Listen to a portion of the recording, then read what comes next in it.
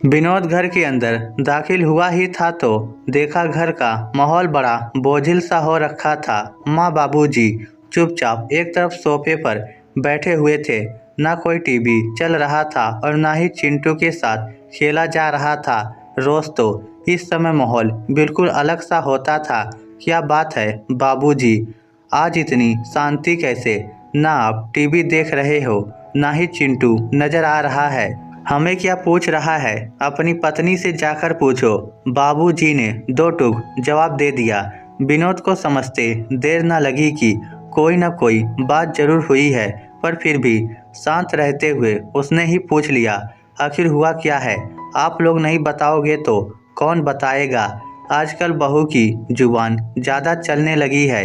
कोई लिहाज ही नहीं रहा कि बड़ों से किस तरह से बात की जाती है। मैं समझा नहीं, माँ कहना क्या चाहती हो? आज तो बहू तेरे बाबूजी के सामने हो गई, सारे संस्कार बेच खाए।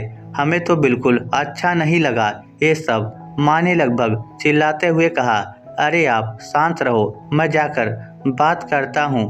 तारा ऐसे तो कभी आप लोगों से बोलती नहीं, तो क्या हम झूठ बोल रहे हैं? अपनी पत्नी पर भरोसा है पर अपने माँ बाप पर नहीं। ऐसा है तो कह दो, हम हमारे बड़े बेटे बहू के पास चले जाएंगे। बाबूजी आप शांत रहिए, मैं जाकर देखता हूँ कि क्या बात है। विनोद ने वहाँ से उठने में ही भलाई समझी। उठकर सीधे अपने कमरे में गया, जहाँ चिंटू चुपचाप बैठा हुआ अपने खिलौनों से खेल रहा था और तारा कपड़ों को तय लगा रही थी। तारा क्या बात है माँ, बाबूजी क्या कह रहे हैं? उन्होंने बता ही दिया होगा कि आज मैंने उनसे जुबान लड़ाई है। हाँ बता दिया, पर मैं जानना चाहता हूँ कि ऐसा क्यों?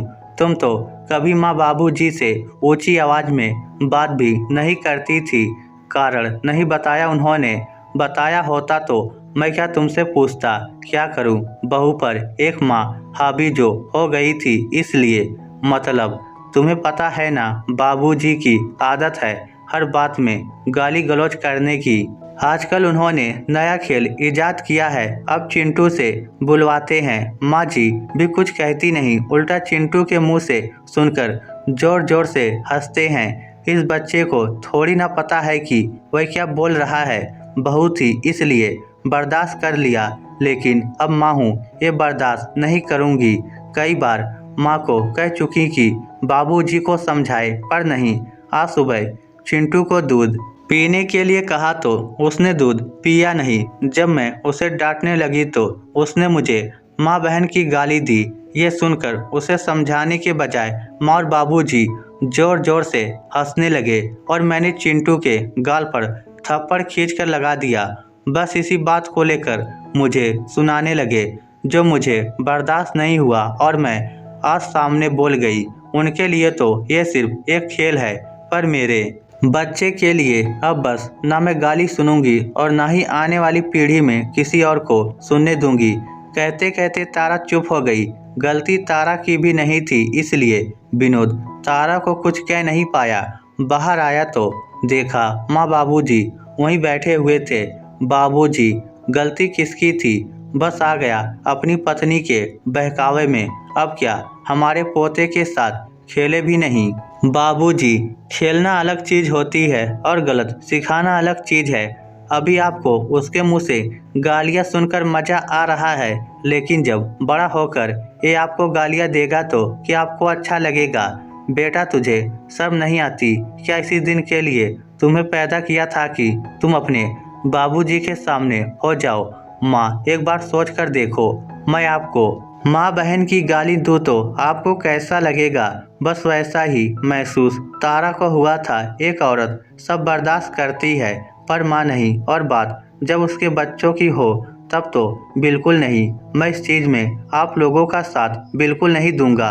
कल को वह बाहर जाकर इस तरह की हरकतें करेगा तो बदनामी सिर्फ तारा की नहीं होगी, हमारे पूरे परिवार की होगी। और उस परिवार में आप लोग भी शामिल हो, तब आपको क्या बहुत खुशी होगी जब हमारे परिवार के संस्कारों को दूसरे के सामने बखाना जाएगा। कहकर विनोद अपने कमरे में चला गया और माँ बाबूजी वहीं बैठे सोचते रह गए। दोस्तों, ये कई घरों में देखा गया है। जब छोटे बच्चे अपने मुंह से तुलतुलाते हुए अपशब्द बोलते हैं तो बड़े उन्हें रोकने की जगह काफ़ी इंजॉय कर रहे होते हैं। पर ये गलत है, क्योंकि हम गलत को ही तो बढ़ावा दे रहे हैं। उन्हें नहीं पता कि वह लोग क्या बोल रहे हैं, और ये समझाना घर के बड़ों का फर्ज होता है। इस स्टोरी को लेकर आपकी क्या राय है? नीचे कमेंट करके हमें ज़रूर बताइएगा। धन्यवाद।